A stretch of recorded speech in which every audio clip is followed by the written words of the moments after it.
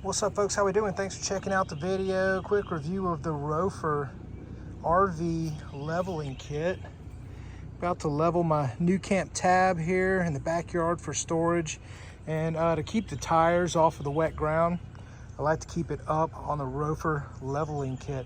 This is really easy to set up. I've got it hooked up to my truck. Truck's running.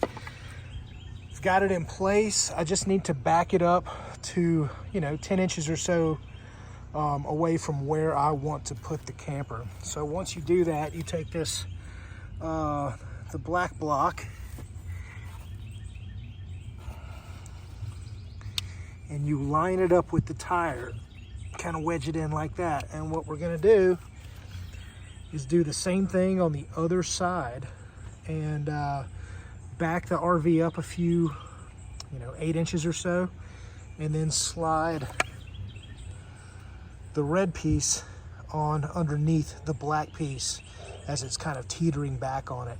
And that's going to kind of cradle the tires, keep it up off the ground, and you can level up to, it's about 4 to 6 inches with the Ropher Leveling Kit. So you can really get the tire up off the ground. That's great if you're in a wet or rainy area. 1 second, let me set up the other side and I'll demo what it looks like when it's complete.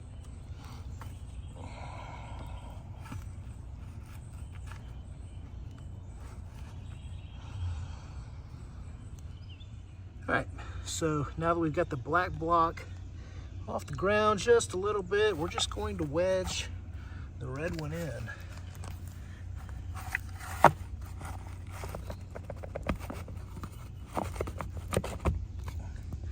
Just like that. It's got little teeth that'll grab and keep it from slipping, and it holds the tire up off the ground.